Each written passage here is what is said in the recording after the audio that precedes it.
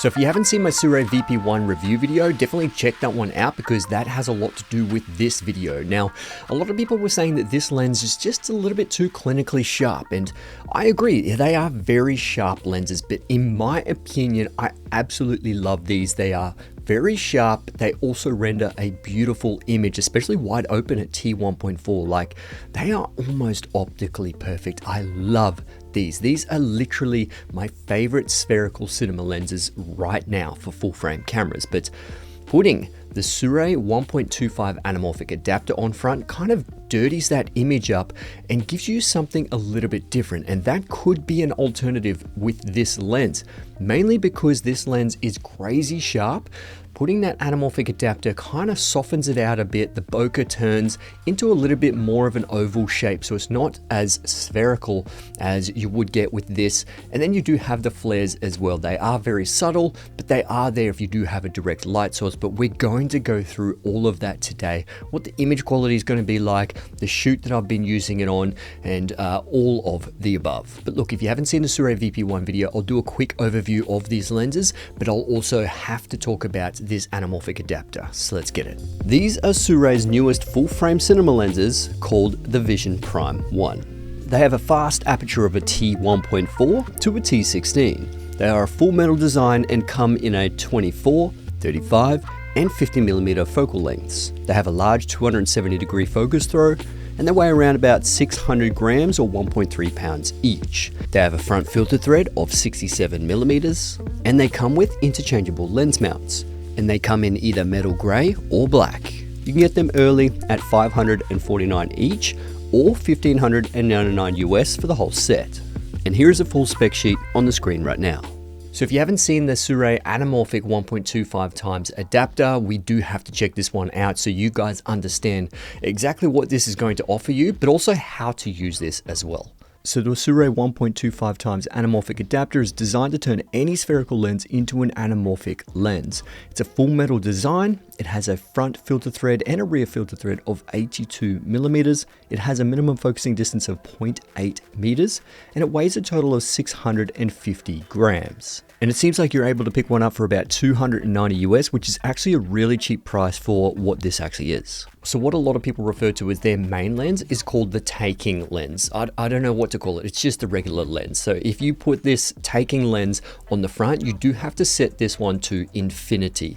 But you've got to make sure that you are actually on infinity, because some of these actually go a little bit past that infinity point, and so do these. So essentially there is an arrow on the side. Make sure that points towards infinity focus, because if you don't put it to infinity focus, it's not going to shine directly through the anamorphic adapter correctly. Now, I do have to mention that this anamorphic adapter has an 82mm front filter thread, mainly because they designed it for their full frame anamorphic 1.6 times lenses, and they are 82mm front filter threads. Literally goes on the front, and that 1.6 and 1.25 actually gives you a 2 times anamorphic squeeze, which is pretty incredible. But throwing this on a spherical lens obviously only gives you that 1.25 squeeze, because this is the only anamorphic element on there. So obviously what you have to do is get a 67mm front filter thread that steps up to an 18mm front filter thread. And you can see right here, I've got a 67mm thread that steps up to that 82, and I screw it directly on the front. Now the next step is you do have this red button. So that actually orientates the glass to be in the correct horizontal plane, because you must make sure that the anamorphic glass is perfectly horizontal. If it is skewed, your image will look absolutely atrocious. So you got to make sure that it is perfectly horizontal, and that red line to be turned smack bang in the center at the top of the lens. Now, obviously, once you've orientated the lens, you've set that focal point to infinity focus. That's where you do the manual focusing on the actual adapter itself. So make sure you do not touch the focus on your actual taking lens. all the focusing is done through this anamorphic adapter.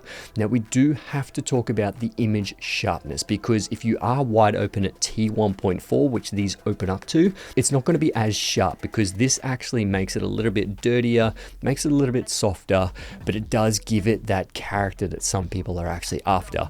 So you still can shoot wide open at T1.4, but it's going to be a little bit soft and quite hard to focus. If you do stop it down to say T2 or T2.8, that's where I find it starts to get a little bit better. I actually like using this at T2.8. I feel like that's, you know, that kind of happy medium between sharpness and character, but it really depends on what image you're going for there. And look, at the end of the day, it's really personal preference on what the image you want to look like and what kind of sharpness you can actually work with. Now, if you do pair this with, say, the DJI LiDAR focusing motors, you can actually tune this and make sure it is absolutely tack sharp in your studio. Then you can shoot wide open at T1.4 and you will obviously be in focus, but you just got to make sure T1.4, the depth of field is so shallow. Now, depth of field has a lot to do with the distance to your subject. So the closer you are, the depth of field is literally going to shrink if you stay at that wide open T1.4. So stopping it down definitely does help with that manual focusing. Definitely recommend it, especially with this anamorphic adapter.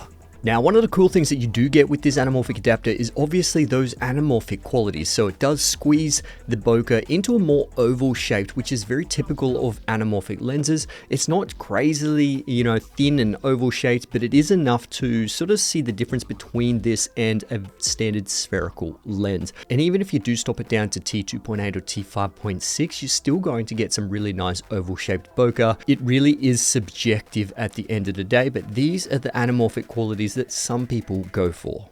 So anyway, let's check out what the flaring looks like with this one and on the 50mm T1.4. And you can see here I've got it on the 50mm at T1.4, and obviously the flaring is subjective, but there does seem to be flaring if you have a direct light source into the actual lens. If you don't have a direct light source, it doesn't actually flare as much, so you do actually have to have a harsh light source. And if we go to T2.8, the flaring seems to be very similar. It doesn't seem to change as much.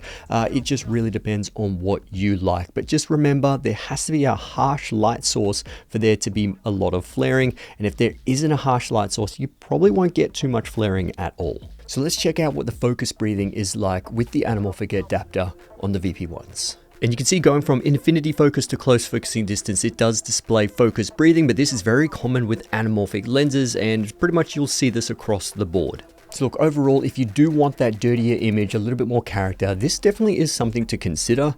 It really depends on what kind of filming you're doing. Most likely you probably won't be using this with, you know, corporate interviews and those kind of things, but it's more of a creative choice, you know, wedding filmmaking, narrative content, short films, all those kind of things. It really just depends, you know, what your personal preference here.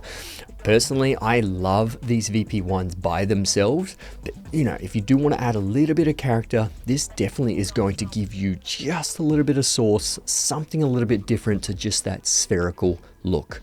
So thanks for watching. I'll put a link in the description below if you do want to check these ones out, or the VP1 lenses as well. And yeah, I'll see you guys in the next one. All right, let's get it.